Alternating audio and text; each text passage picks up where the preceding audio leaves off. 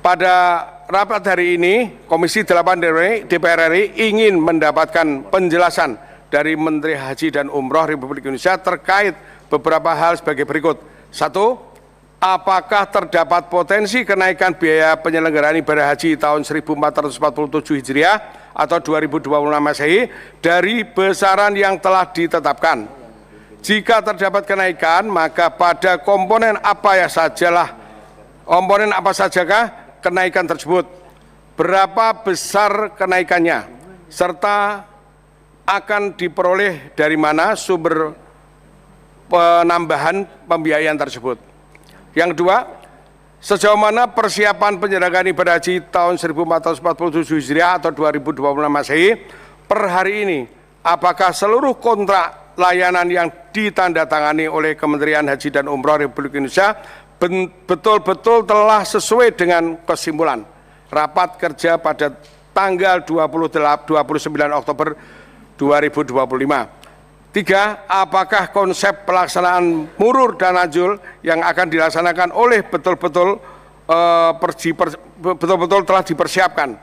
Berapa banyak jumlah jamaah haji yang akan melaksanakan murur dan tanazul? Bagaimana rencana mobilisasinya?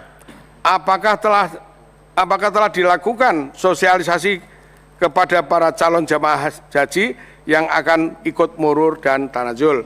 4. Sejauh mana progres persiapan berbagai fasilitas layanan di Armusna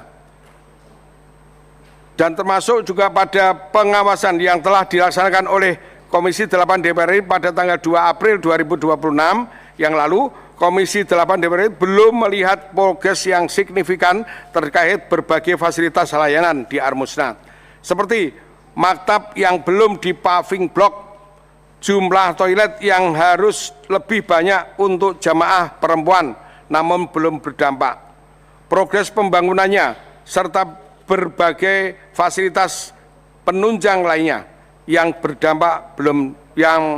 nampaknya belum disiapkan. Selanjutnya, Komisi 8 DPR RI juga perlu mendapatkan penjelasan dari Kepala Badan Pelaksana Haji atau BPKH terkait dengan beberapa hal sebagai berikut. 1. Jika terjadi penambahan biaya pelaksanaan ibadah haji, apakah dimungkinkan diperoleh dari dana yang telah dikelola oleh BPKH?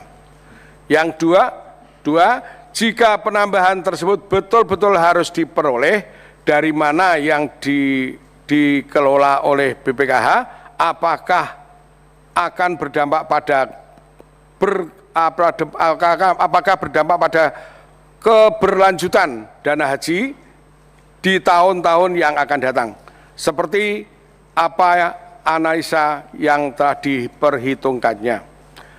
Hadirin yang terhormat, demikian pengantar yang dapat kami sampaikan. Selanjutnya, sesuai dengan acara yang telah disepakati, dipersilakan kepada Menteri Haji dan Umroh untuk menyampaikan penjelasan.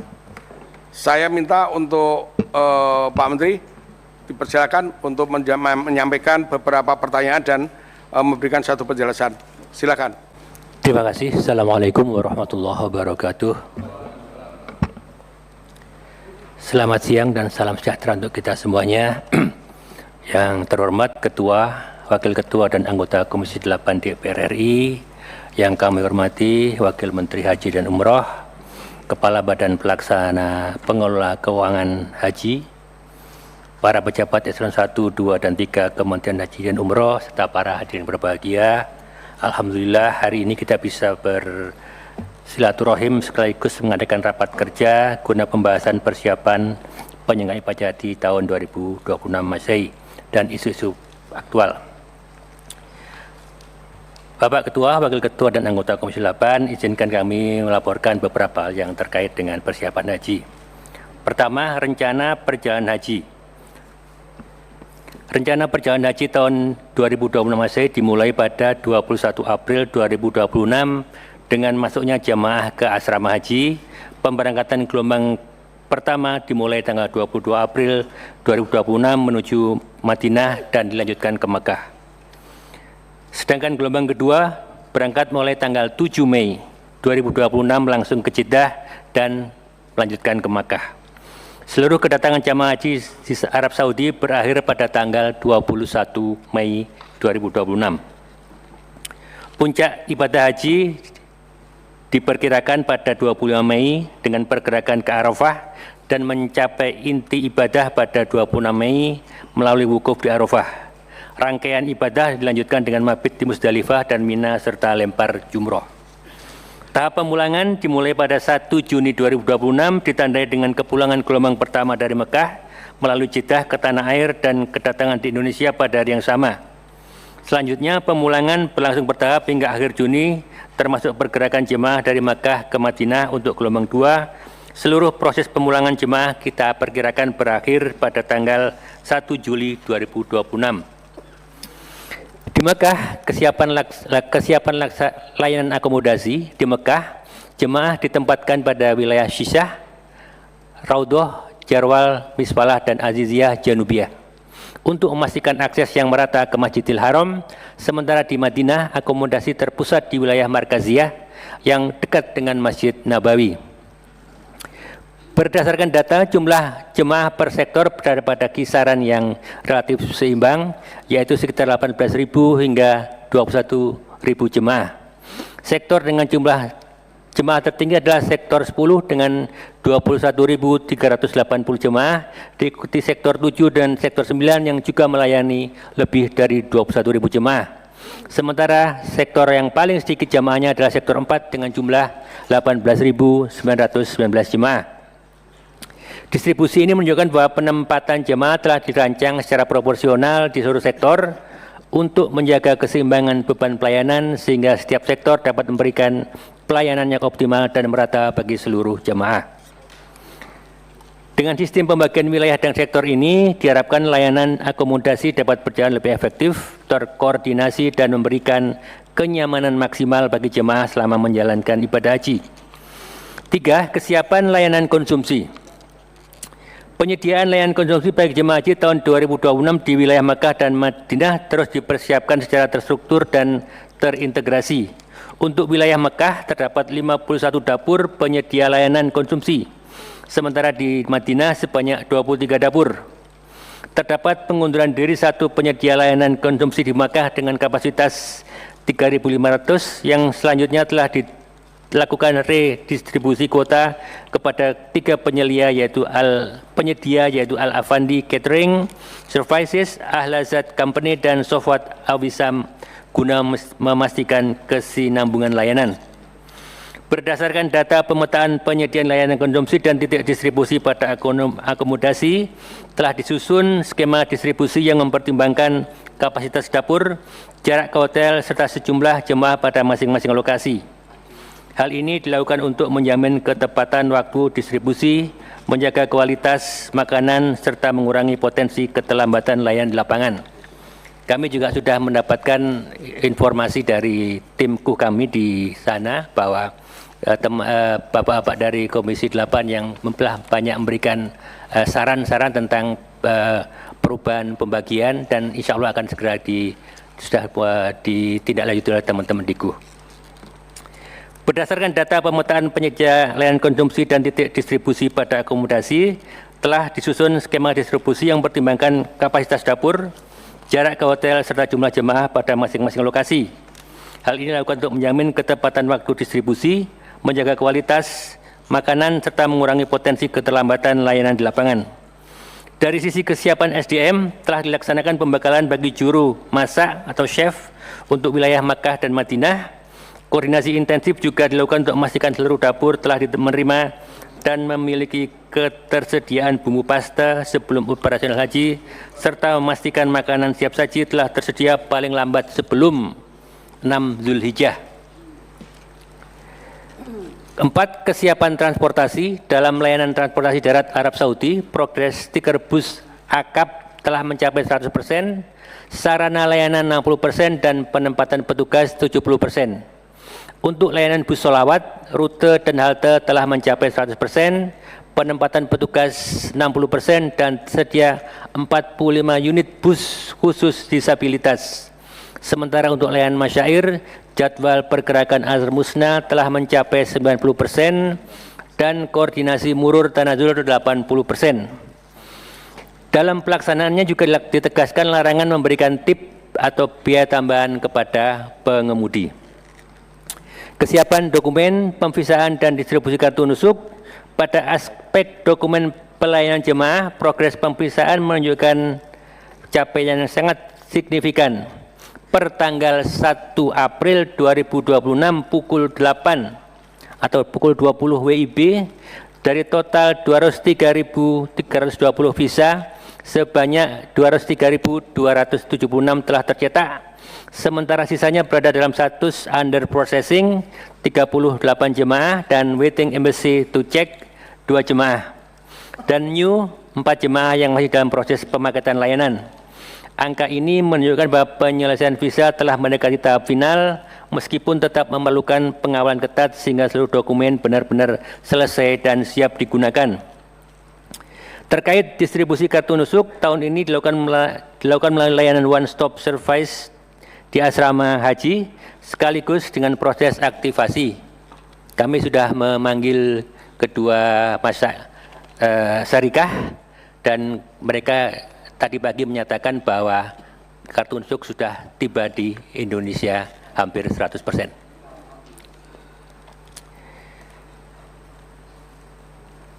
Langkah ini merupakan perbaikan layanan yang strategis karena mendekatkan distribusi kartu keberangkatan jemaah dan mempermudah kontrol operasional. Dalam rangka mitigasi distribusi kartu nusuk, dilakukan sinkronisasi data melalui pengunduhan pramanifest kloter dari nusuk masar, penetapan pramanifest nusuk masar sebagai acuan resmi embarkasi, kepastian kloter dan koordinasi dengan syarikah terkait perpindahan kloter, serta penguncian batas akhir perubahan data pada 10 April 2026 agar data kloter benar-benar final. Untuk penanganan jemaah khusus seperti jemaah yang meninggal dunia atau tidak layak terbang, telah diatur bahwa seat dapat diisi oleh jemaah dari kloter berikutnya dengan syarat PPIH embarkasi menyampaikan surat resmi kepada syarikah sebagai dasar perubahan mendadak. Syarikah juga menempatkan petugas di setiap embarkasi, baik embarkasi penuh maupun embarkasi antara.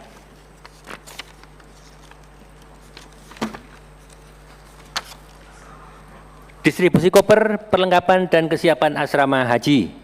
Pada distribusi koper, progres secara umum relatif stabil dengan tingkat penyelesaian sekitar 58% dari total kebutuhan pada maskapai Saudia Airlines.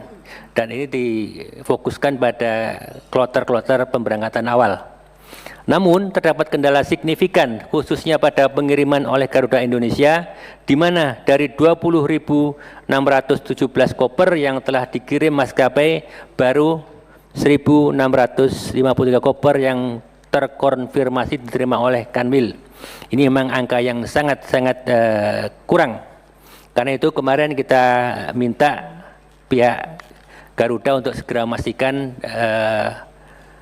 koper-koper bisa diterima dalam waktu yang singkat. Mereka menjanjikan maksimal tanggal 16, maksimal. Tentu diusahakan sebelum itu sudah bisa diterima oleh calon jamaah. Untuk gelang identitas jemaah haji reguler, proses produksi telah selesai 100% dan hasil pengerjaan sudah diserah terimakan kepada Direktorat Pelayanan Haji Dalam Negeri, serta saat ini sedang dalam proses pengiriman ke asrama haji embarkasi di luar Pulau Jawa. Adapun pengadaan asuransi jemaah haji masih dalam tahap pembahasan kerangka ajuan kerja bersama konsultan aktuaria asuransi dan tim UKP BJ. Sementara itu pada aspek kondisi asrama haji, perhatian khusus diberikan pada keberadaan dan pemantauan MAN IC Insan Cendekia di asrama haji Bekasi, di mana mereka menempati salah sebagian asrama kita yang bersinggungan dengan imigrasi kita di jamaah asrama, sehingga kemarin kita sudah mencoba mencari jalan keluarnya. Mudah-mudahan bisa kita temukan jalan keluarnya. Adapun pengadaan asuransi jemaah masih dalam Sementara itu pada aspek kondisi asrama haji, perhatian khusus diberikan kepada keberadaan dan pemantauan iman IC di asrama haji Bekasi, pemantauan khusus untuk asrama haji dan Cipondoh dan Yogyakarta, kebutuhan tambahan anggaran untuk kewajiban pegawai dan pekerja lepas, serta kebutuhan penempatan personel kunci di asrama dengan beban layanan sangat tinggi. Peninjauan telah dilakukan pada 6 asrama haji dengan target total 14 asrama haji bisa kita tinjau semuanya. Ketujuh, bimbingan manasik dan penguatan kesiapan jamaah. Dari sisi pembinaan jamaah, pelaksanaan bimbingan manasik haji terintegrasi di tingkat kabupaten kota telah mencapai hampir 100% dan buku manasik juga telah terdistribusi 100%.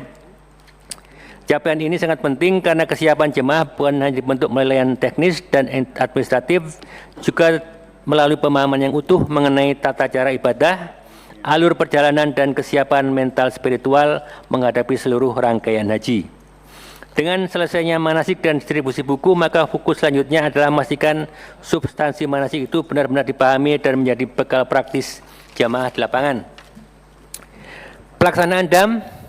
Terkait pengadaan draft PP mengenai tata kelola DAM masih dalam tahap pembahasan. Opsi pelaksanaan dilakukan di Arab Saudi maupun tanah air. Untuk pelaksanaan di Arab Saudi, mekanisme wajib melalui ad-dahi, tidak bisa ditawar lagi, dengan pengumpulan oleh ketua kloter dan penyetoran kepada bendahara kantor urusan haji. Kemudian bendahara KUH akan menyetorkan ke e-wallet Nusuk Masar untuk dilakukan bayaran ke ad-dahi. Sementara di tanah air, pelaksanaan dapat melalui Basnas, LAS, Organisasi Keagamaan, dan KPIHU. Sosialisasi surat edaran nomor S50/PN/2026 tentang pilihan jenis haji dan bayaran DAM juga telah dilakukan di berbagai platform.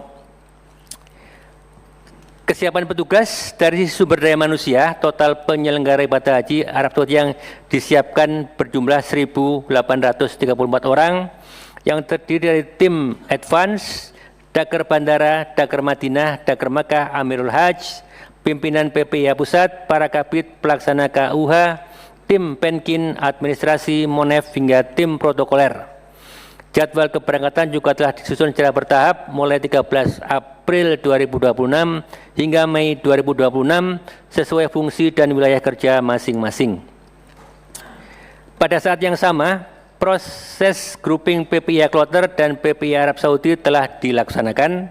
Mayoritas visa petugas juga telah terbit, yakni mencapai 93% dengan sisa yang masih dalam proses. Dari sisi tata kelola internal, pembagian tugas, penyelesaian hak dan kewajiban, pola koordinasi, finalisasi SK PPIH dalam bentuk KMHU, sehingga skema pembayaran uang harian sedang dalam tahap penyelesaian akhir.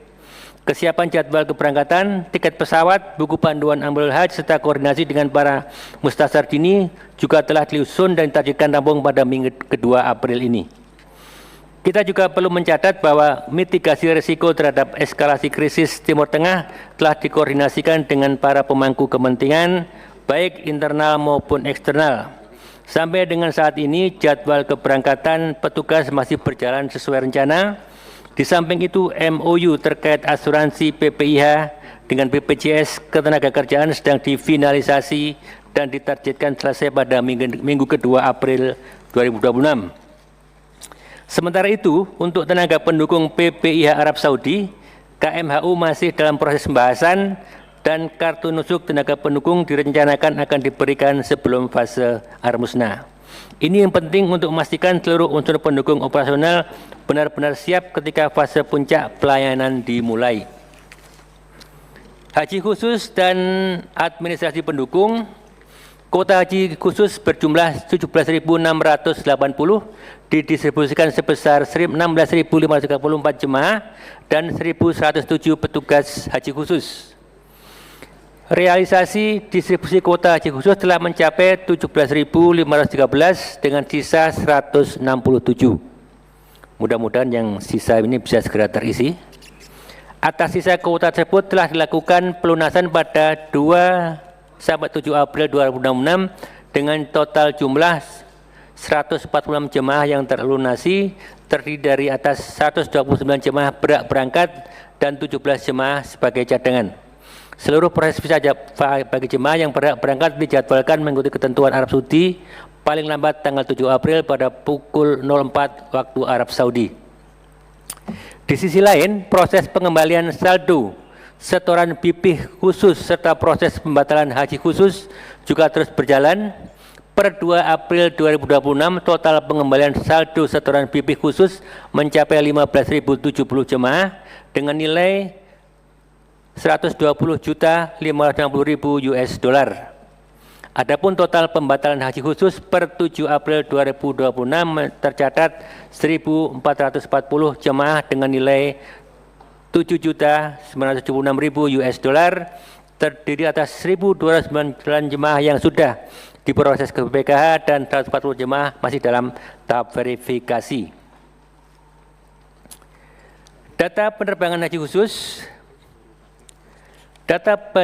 tahun 2026 menunjukkan distribusi kuota jemaah pada 7 penyelenggaraan ibadah haji khusus dengan total alokasi yang cukup signifikan. Setiap PIHK memiliki kombinasi penerbangan langsung dan transit dengan maskapai yang beragam.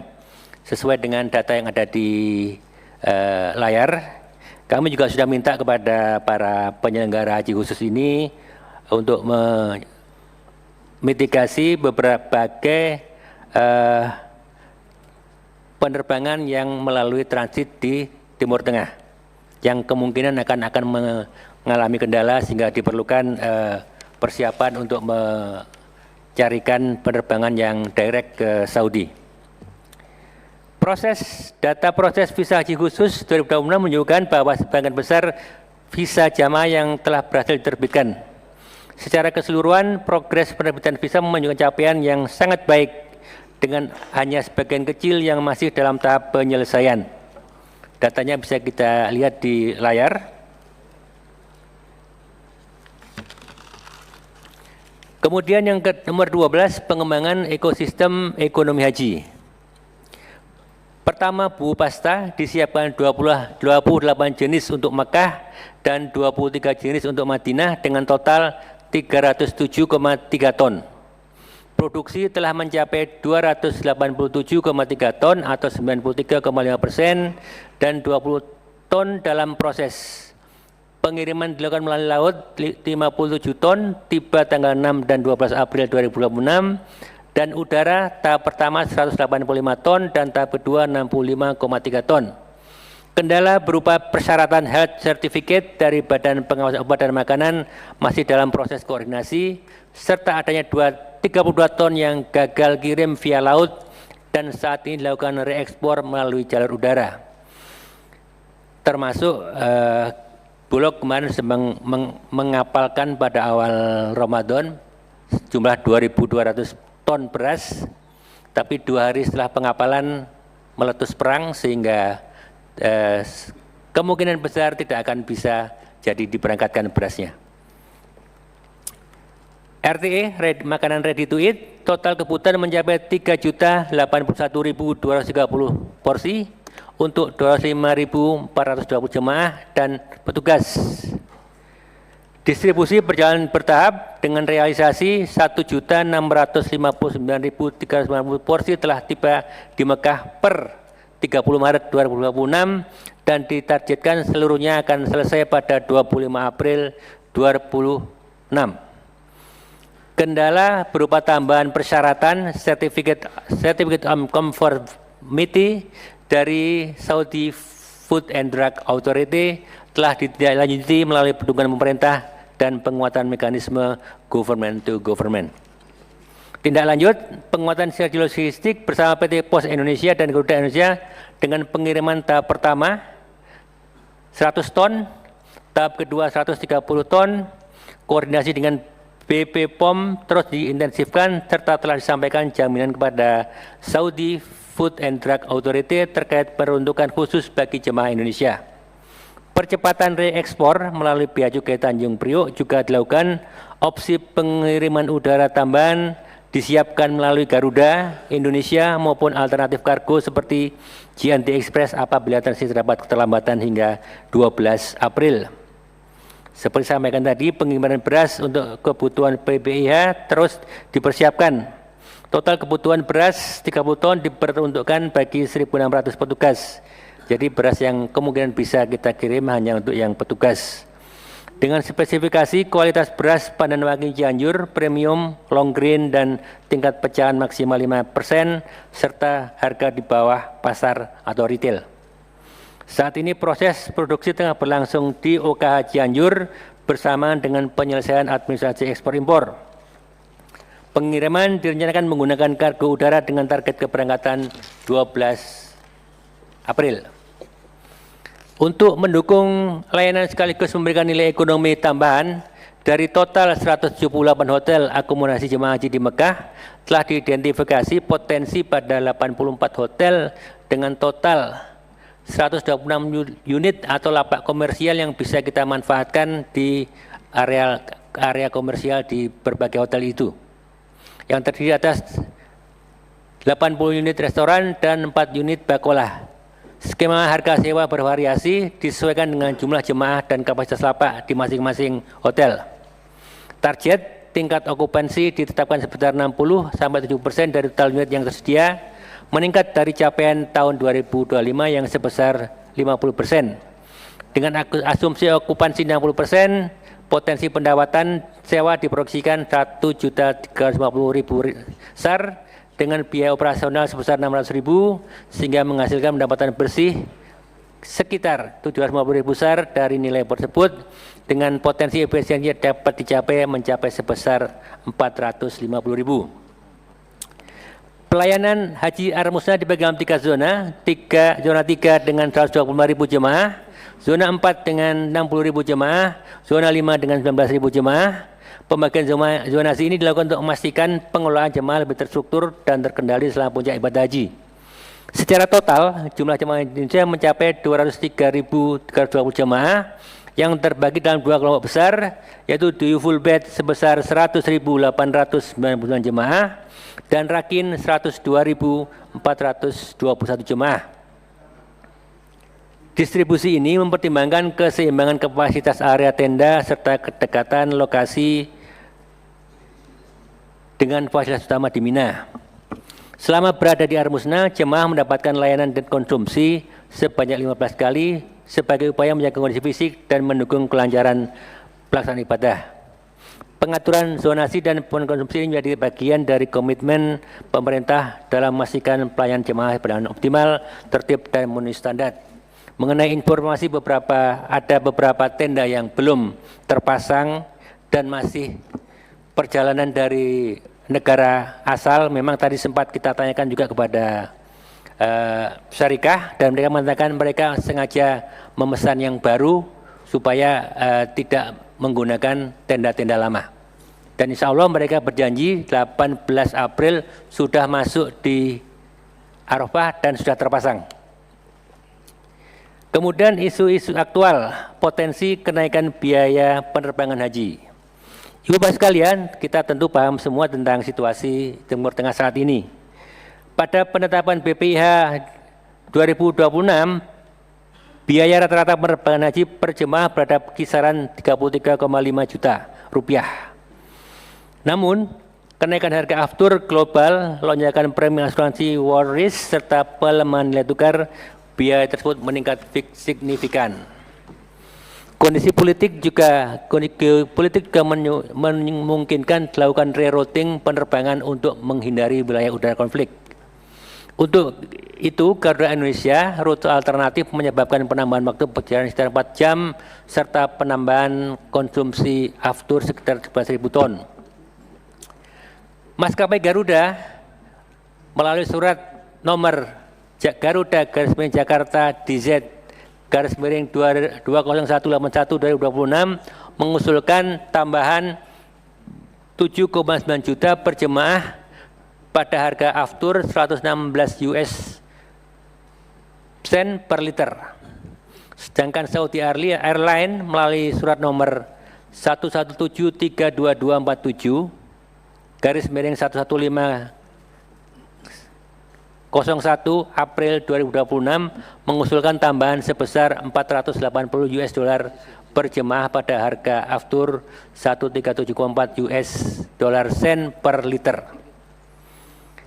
Dalam skenario tanpa perubahan rute, biaya rata-rata per jemaah naik menjadi sekitar 46,9 juta atau meningkat 39,85%.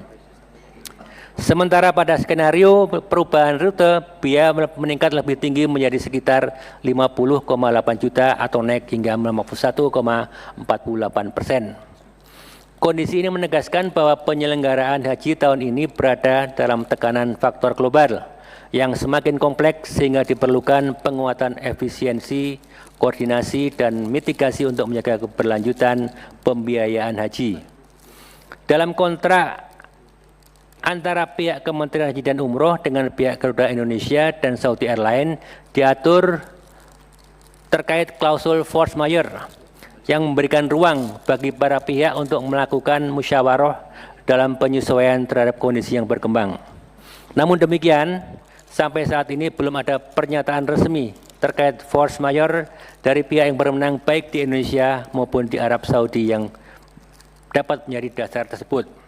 Ibu Bapak sekalian, terkait kemungkinan penambahan biaya yang terkait dengan penerbangan, pemerintah sudah mulai membahas ini dalam rakornas terbatas beberapa yang lalu, yang intinya Presiden Prabowo berharap apapun yang terjadi, jika terjadi kenaikan, beliau minta tidak dibebankan kepada jamaah haji kita. Itu adalah komitmen dari Presiden Prabowo yang sudah dimintakan untuk kami dengan tim untuk bisa menindaklanjuti dan menghitung berapa sebenarnya kebutuhan yang diperlukan. Nomor 2, murur dan tanazul. Penyelenggaraan ibadah haji setiap tahunnya menghadapi tantangan yang semakin kompleks, terutama terkait kepadatan jemaah pada fase puncak haji di Arafah, Musdalifah, dan Mina. Ruang yang sangat terbatas di Mina dan kepadatan arus mobilitas di Musdalifah menjadi titik krusial yang memerlukan penanganan khusus guna menghindari risiko keselamatan jiwa. Oleh karena itu, diperlukan transformasi kebijakan pergerakan jemaah yang tidak hanya fokus pada pemenuhan aspek ibadah, tetapi juga sangat menekankan pada manajemen risiko dan perlindungan jemaah secara menyeluruh. Dalam rangka meningkatkan kualitas layanan dengan senantiasa mempertimbangkan aspek keselamatan, kenyamanan, dan kelancaran, Kementerian Haji dan Umroh melakukan inovasi melalui program murur di Musdalifah dan tanazul di Mina. Kebijakan ini merupakan perwujudan dari prinsip Hifdzu an-nafs, menjaga keselamatan jiwa, serta implementasi nyata dari konsep taisir atau kemudahan dan rukhsah, keringanan dalam menghadapi tantangan kepadatan yang ekstrim. Murur Musdalifah adalah keberangkatan jemaah haji dari Arafah setelah wukuf menuju Mina dengan cara melintas di Musdalifah menggunakan bis tanpa turun dari kendaraan sebagai bentuk keringanan hukum atau rukhsah untuk menjaga keselamatan jiwa, hifdzun nafs. Jemaah murur akan diambil dari setiap kloter dengan jumlah jemaah murur sebanyak 100.930 jemaah atau sekitar 50% dari total kuota jemaah haji reguler. Adapun tanazul Mina adalah fasilitas keringanan atau rukhsah bagi jemaah haji untuk tidak menginap di tenda Mina demi keselamatan jiwa. Jemaah langsung kembali ke hotel ke Mekah, sementara kewajiban melontar jumlahnya dibatalkan kepada jemaah haji lain yang sehat dalam satu kloter yang sama tanpa dikenakan denda atau dam, dan ibadah hajinya tetap sah. Tanazul akan dilaksanakan oleh sebanyak 76.412 jemaah yang tergabung dalam 196 kloter untuk jemaah yang tinggal di Sisah, Raudhah, dan Aziziyah. Skema pergerakan murur dari Arafah ke Mina dioperasikan menggunakan armada bus beridentitas khusus dari titik pemberangkatan di setiap markas dan wajib didampingi minimal satu petugas atau mursyid syarikah. Keberangkatan jemaah zona 3 dan 4 dimulai secara serentak pukul 19 waktu Arab Saudi pada malam 10 Zulhijjah. Sementara jemaah zona 5 diberangkatkan setelah selesai zona 3 dan 4 menjelang tengah malam. Proses ini menerapkan sistem pemberangkatan bergantian, selang-seling antara bis murur dan bis non-murur secara berkelanjutan untuk memastikan manajemen antrian dan kelancaran lalu lintas di jalur Taraduti tetap terkendali. Dalam pelaksanaannya, Satgas Musdalifah akan bersiaga di pintu masuk dan keluar untuk memastikan bis murur tidak memasuki area drop-off reguler maupun menurunkan jemaah di Musdalifah hingga armada tersebut tiba di tujuan dan disambut oleh Satgas Mina bersama petugas syarikah yang bertugas menurunkan serta mengarahkan jemaah langsung ke tenda yang telah ditentukan. Skema pergerakan jemaah Tanazul dan Mina dari Mina adalah setelah tiba di tenda Mina, jemaah beristirahat di tenda markas masing-masing hingga jadwal kepulangan ke hotel di Mekah pada 10 Zulhijjah malam yang dikoordinasikan oleh petugas menggunakan armada bus syarikah bagi jemaah lansia, risti, dan disabilitas. Pelaksanaan lontar Jumroh Akobah pada 10 Zulhijjah siang guna mencapai tahallul awal dilakukan oleh jemaah yang sehat dan mampu yang sekaligus bertindak sebagai pembatal bagi kloternya. Pasca Jumroh Akobah, pergerakan jemaah pembatal terbagi dua, pembatal zona 3 dan 4 kembali ke tenda Mina untuk mabit dan melaksanakan batal lontar hari-hari tasyrik dengan berjalan kaki dari tenda ke Jamarot, lalu kembali ke Hotel Mekah dengan bis syarikah selesai nahwar awal atau sani. Sedangkan pembatal dari zona 5 langsung menuju dan menetap di Hotel Syisyah Mekah, lalu melaksanakan batal lontar hari-hari tasyrik dengan berjalan kaki dari hotel ke Jamarot sesuai jadwal dari Dakar Mekah. Kantor Urusan Haji telah bersurat pada Kementerian Haji Arab Saudi dan pihak terkait untuk penguatan skema ini serta Dirjen akan diterbitkan setelah jawaban resmi diterima. Pemberitahuan ini juga termasuk kepada pihak kepolisian di Saudi agar mereka bisa memahami apa yang akan kita lakukan. Penutup, Kementerian Haji dan Umroh berkomitmen penuh untuk melaksanakan mandat penyelenggara ibadah haji umroh secara profesional, transparan, dan bertanggung jawab. Untuk itu kami sangat mengharapkan dukungan DPR agar penyelenggara ibadah haji tahun 2020 Masehi dapat berjalan lancar dan sukses. Selain itu, kami juga berterima kasih atas upaya koordinasi dan kerjasama yang baik pimpinan dan anggota Komisi DPR RI dengan Kementerian Haji dan Umroh dalam rangka mensukseskan penyelenggaraan ibadah haji tahun 2026 Masehi. Semoga Allah Subhanahu wa taala senantiasa memberikan bimbingan dan perlindungan kepada kita semua dalam rangka memberikan peningkatan kualitas pelayanan kepada jamaah haji Indonesia. Assalamualaikum warahmatullahi wabarakatuh.